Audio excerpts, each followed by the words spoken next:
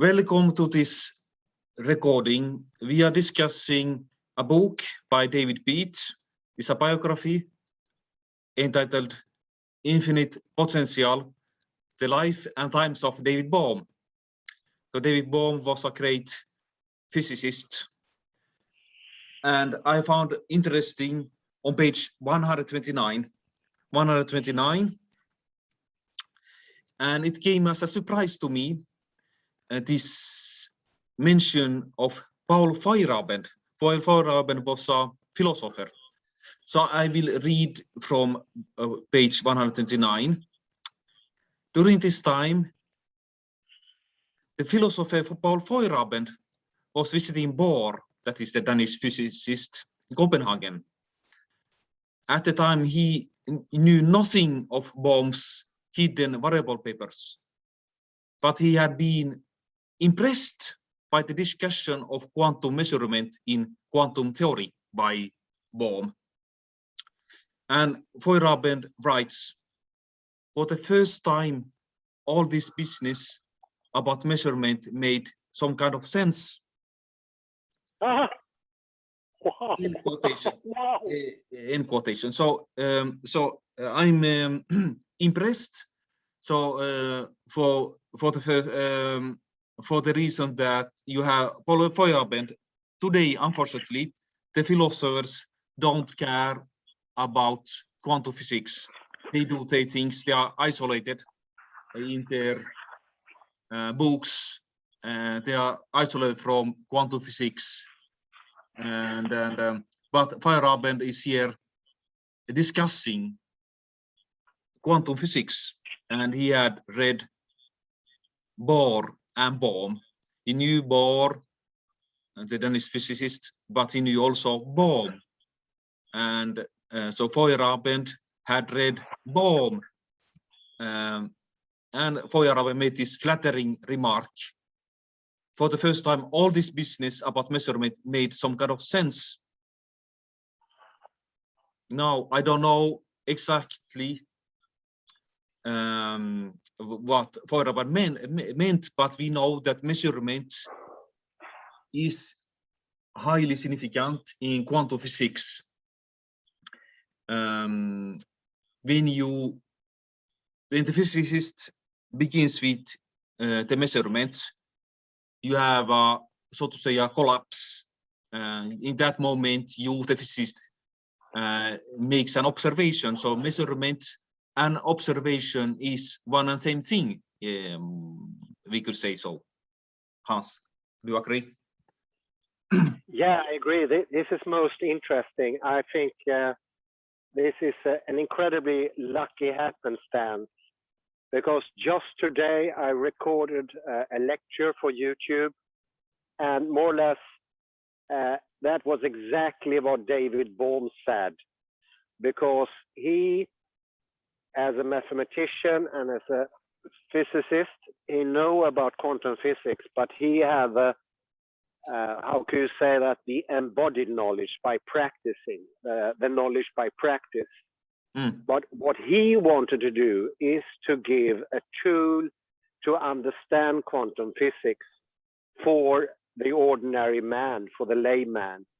And I know Niels Bohr was also into that project, but I'd say that Bohm really succeeded with his terms, and they make it possible to get the same, very, very close to the same, of that practical knowledge that is given when you do the math when it comes to quantum physics.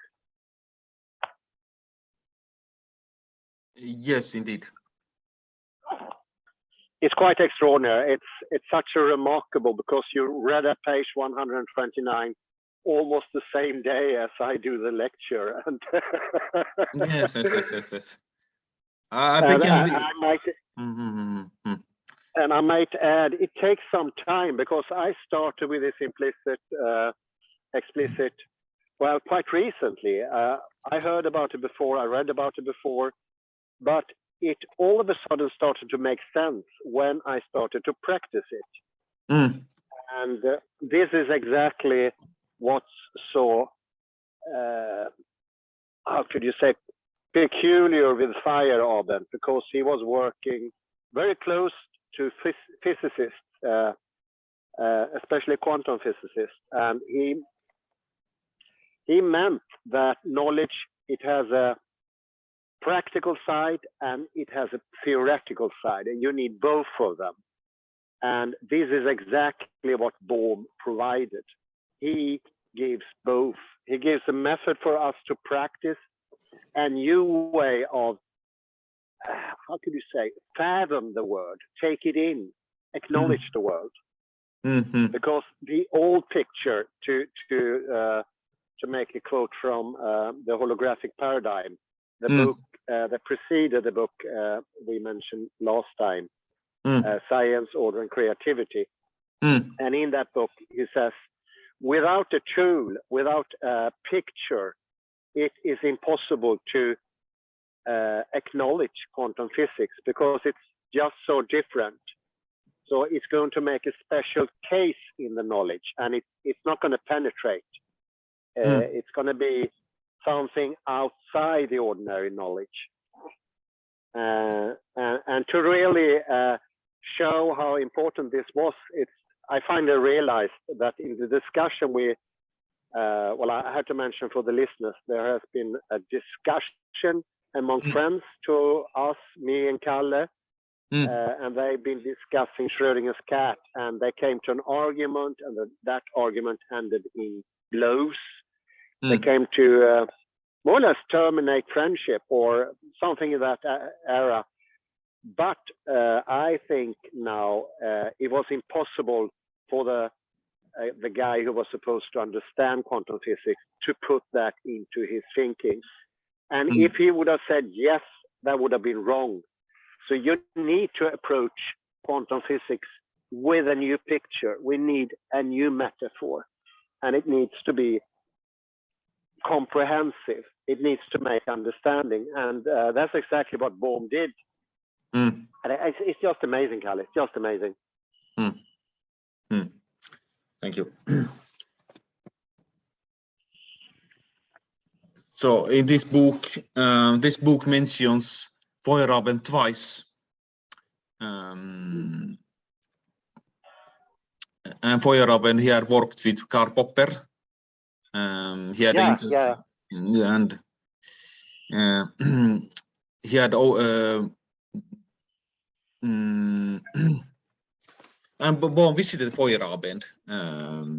Bohm called at Feyerabend's home, walked into the living room, took off his raincoat, all the while enthusiastically discussing philosophy, only to find that Feyerabend was not home.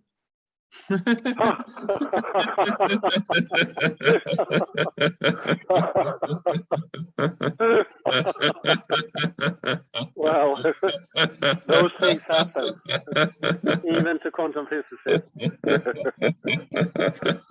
Oh God, yeah. Now, I think Feyerabend is very interesting. I read Feyerabend very, very careful. At least one of his books, especially The Conquest of Abundance. And in that book, he tries to defend reality against the ones who want to make reality abstract, generalized, and universalized. And he meant that reality is much too interesting to be generalized and sort of erased from perception. And I think when he met Bohm, there must have been a sort of revelation, and that's also why Feyerabend, I think he's the only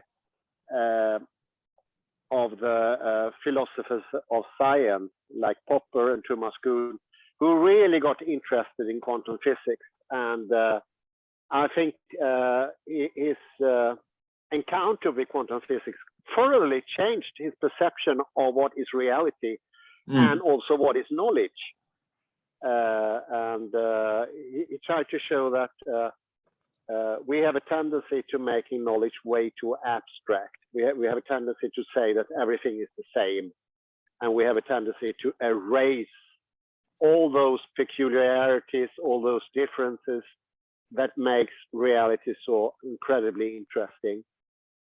And I think in David Bohm, you will find the tool because, and this is my perception, it's my take on the whole thing. I don't think everybody would agree with me here, but one obstacle when it comes to ordinary reality is that you tend to generalize whatever you do. Because you see small things in the world and you know there are big things, and it's it cannot be avoided that you start thinking that the big things are actually coming from the small things. That conclusion is, it's no stopping that conclusion. And what David Bohm did was to show another method, another picture. And in that picture, the little comes from the big. And you can understand it, and it's tangible in your head. And on top of that, these tools that he presents, they're also good to sort of make an understanding of what is consciousness. And without that, it's a little bit like either you fall into the trap that Daniel Dennett does. Daniel Dennett is a philosopher of mind, and his conclusion is nothing like consciousness exists at all. There's no such thing. And he even denies being conscious. And then you have all these other people who say consciousness exists. But the thing is, they don't have any good model for it. So in the end, you get the sense they really want consciousness to exist, but they cannot explain it. So they just say consciousness is an emerging phenomenon.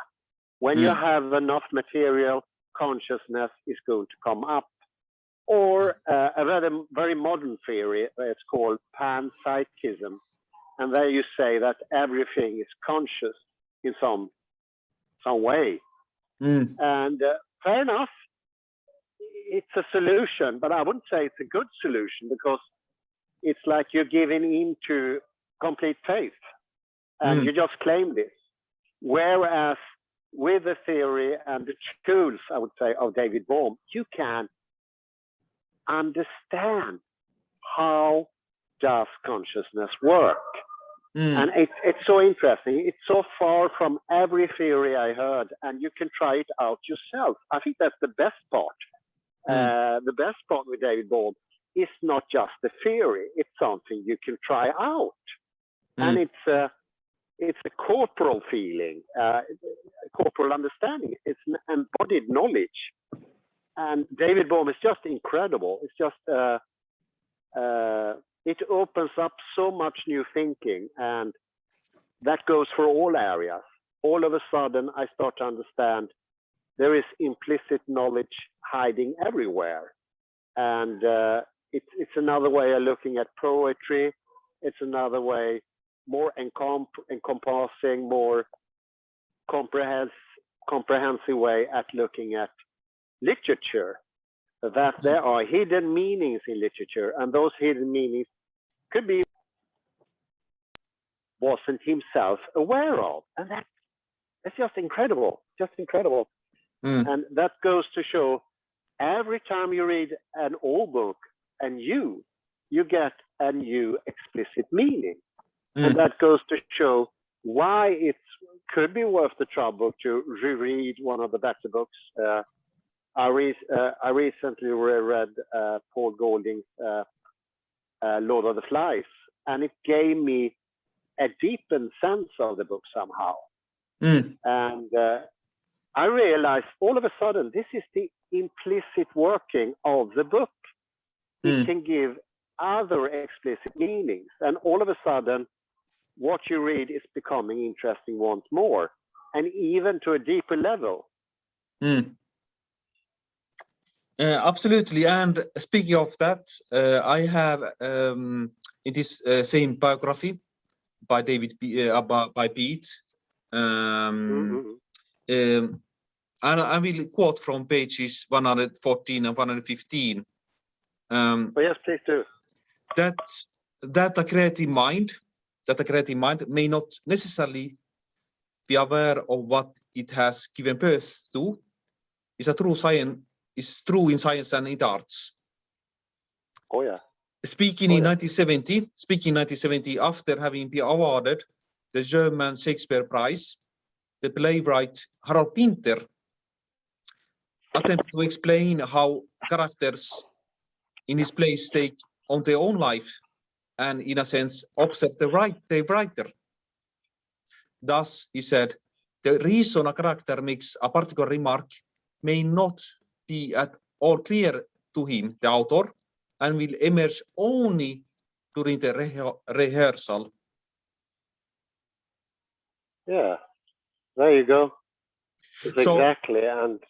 And Pete adds that, for instance, when he speaks about a theory could exist independent of Bohm. At times it could resist him, yet as he probed into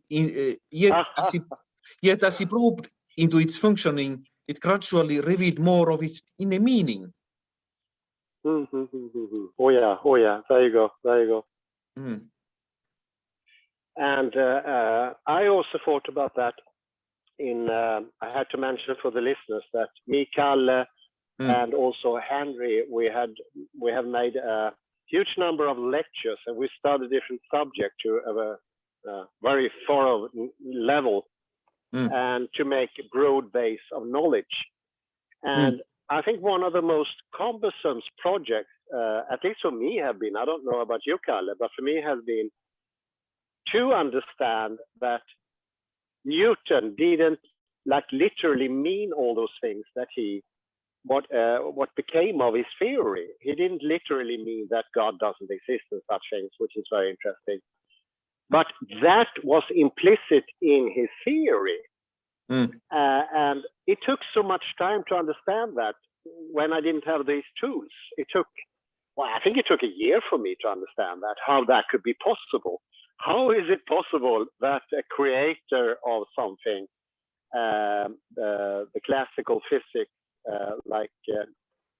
was created by Newton, that he didn't know, and he didn't have control of all the meanings in his own classical physics, both for good and both for worse, and that there are implicit meanings hidden, and it doesn't become explicit until much later. Like it took 70 years when Dolbach made his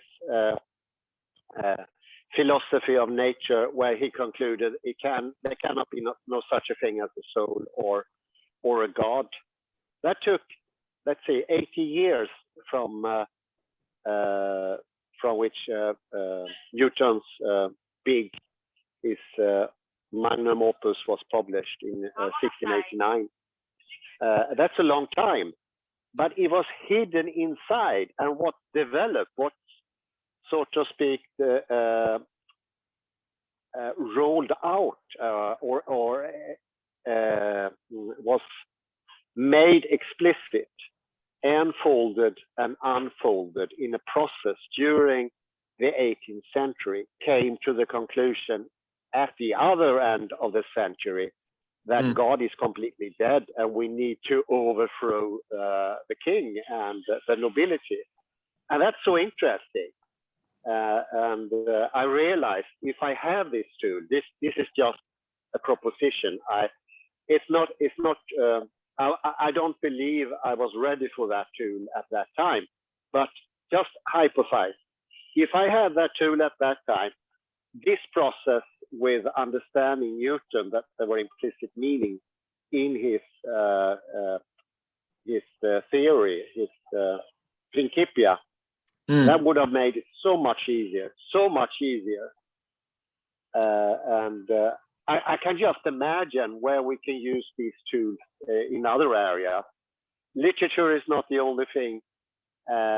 Biology, for instance, and also, of course, in the other sciences, like sciences of mind, and those things have been explored to some extent by for instance, the neurologist Carl Pribram, who wrote a book almost simultaneously as David Bohm wrote his books about the brain being a hologram, like that memory is not localized in specific parts of the brain, but it's all over the brain. It's like a holistic concept of knowledge in the brain.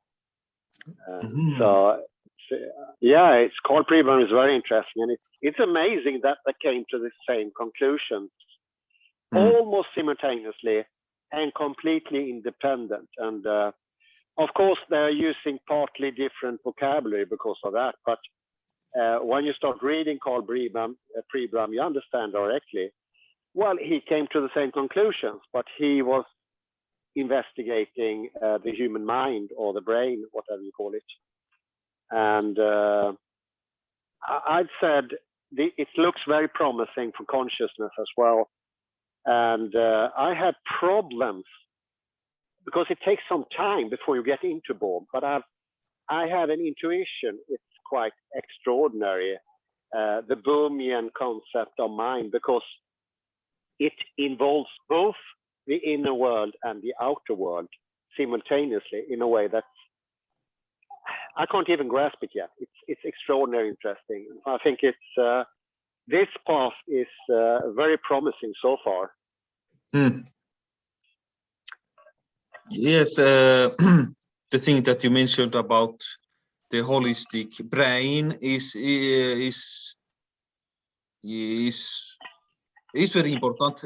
Today, this morning, I actually spoke to somebody about the importance of memorizing things, knowing by heart. Oh yeah. Today you have this wrong concept that memorizing, you are like a parrot who repeats things. Yeah, I know. That's so common, but it's completely wrong. So everything is we have a holistic universe, and that applies also to the brain, of course. And it's something that Carl Pribram mentioned. If you do root learning, that is learning by heart, the more you do it, the more you establish memorization in the whole of the brain. But not only that, you are strengthening the brain. So even if your root learning is something that is completely unnecessary for practical purposes, it doesn't matter, because you're strengthening the capacity of the brain. And I can't say too much about Carl Pribram. It was years since I read him, but what I read from the Bohemian viewpoint of consciousness, you get the impression there is no particular difference between memory, consciousness, intelligence. It's the same thing. And what we call today, which is kind of a new phenomenon, they never distinguished between intelligence, memory, cognition in the 19th century. That's a new distinction. But what happens if you train your memory is you strengthen the capacity of the brain to add new things, to faster acknowledge reality. And the process going from enfoldment to unfoldment, that goes quicker and it's more effective. And that's a significant change when you do root learning. Whereas the criticism has been, that's just parroting. And I think that is, it's because of classical physics, because you think there is a representational capacity in the brain to represent things outside of the brain. And therefore, learning things by heart, doing root learning is useless, because you only have to learn it only one time, because it's only one thing out there in the world. And that's classical physics talking. And I think this goes to show how important it is to have another picture, because you hear, Kalle, and your listeners, that you always strand in classical physics if you don't have another picture. Somewhere, even if that you're in some area, for instance, physics, you acknowledge that quantum physics is better, more true, but that doesn't matter. You don't bring that knowledge to the other areas of knowledge. You don't bring it to the brain. You don't bring it to didactic. You don't bring it to learning. And therefore, you can stick with the idea that root learning is something, it's like being a parrot, or essentially useless. When I grew up in school, that's when they really start talking about root learning being completely senseless. Absolutely. So I was thinking I even heard teachers saying it's dangerous to do it. It's going to make you stupid somehow. Repeating things is going to make you stupid. Yes. And that's a conclusion from the classical physical picture, who doesn't see the consciousness as a movement, a hollow movement that needs to be strengthened. And the more you use it, the better it is. And the more specific you are, the more repetitions make for your memory being ingrained in the consciousness, in the brain, or whatever you call it. It doesn't really make any difference in the Bohmian sense. But for every time you repeat something, it becomes stronger. It becomes much stronger. So you come to the opposite conclusion when it comes to root learning with the Bohmian viewpoint. Fantastic. I was thinking about two principles that we have here. So from quantum physics, you have the principle of locality, that is a precise point, whereas in quantum physics you have the principle of non-locality. Yeah. So we can apply this to brain. So those people who argue that rote learning is meaningless, so they are going from classical physics about locality, while it is non-local. So rote learning is non-local in the brain. Yeah. In fact, it could be in the whole body. It's in the whole body. Yeah. I would say Carl Pribram, I don't know, but that's what David Bohm says. It's in the whole body. It's in the movement even. And that is a good parallel to what we've seen in, for instance, robotics and artificial intelligence, where they start to say that movement is understanding. And that is an extraordinary, acute, and interesting parallel to the Bohm project, I'd say. And David Bohm understood the relation between physics and the movement, the body. So here I have a quotation from the same biography by David Beat about David Bohm, page 36. So once as David Bohm, was walking in the country, he imagined himself as a gyroscope, and through some form of muscular interiorization, he was able to understand the nature of its motion. In this way, he worked out within his own body the behavior of gyroscopes. The formula and the mathematics would come later.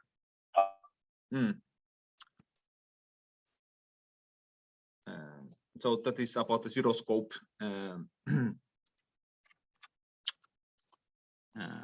Yeah, that was the quotation. So he didn't separate physics from the movement of his body. Okay. So let me read the quotation. Please interrupt me if I don't read clearly.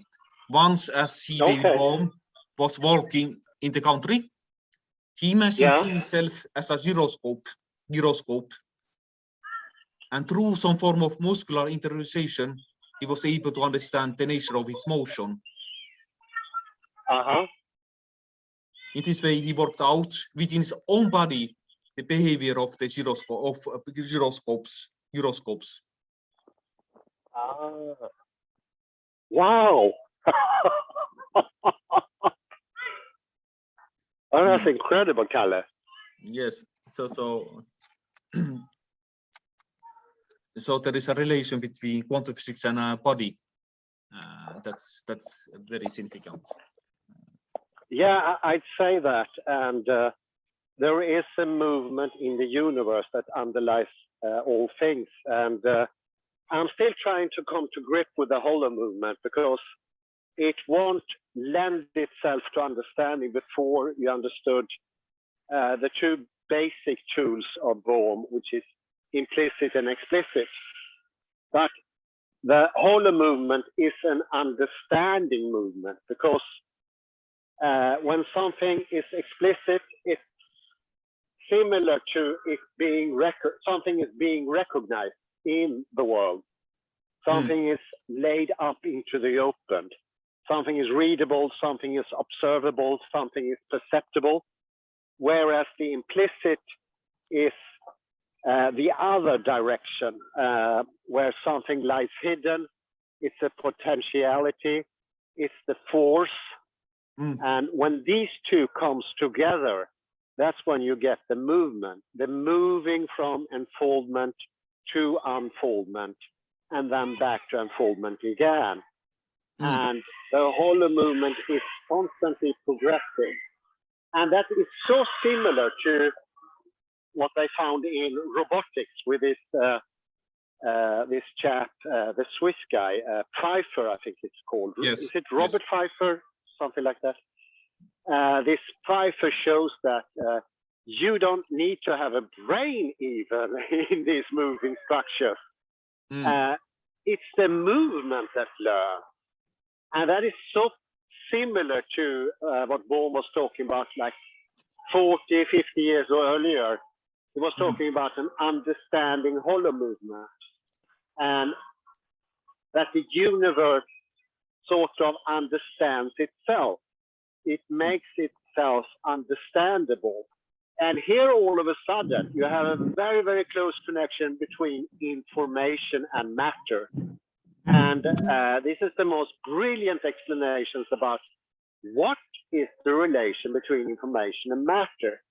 And it's a little bit like information is that reads matter to see a specific aspect of matter, to make matter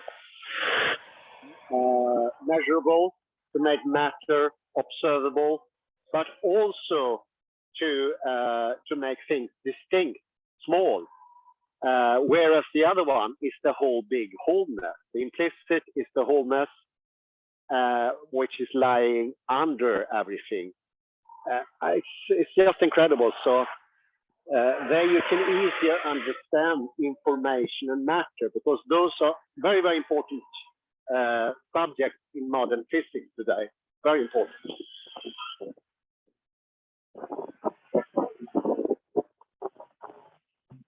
Unfortunately, we are running out of time.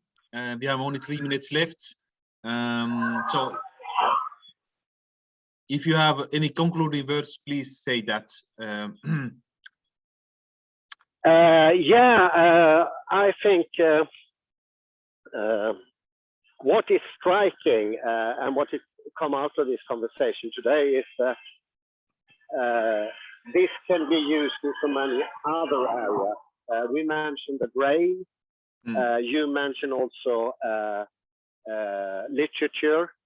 We can look at philosophy. We can wander off into other areas as well. I came to, when you mentioned that with literature, I came to thinking about music. Why not spirituality? Why not religion?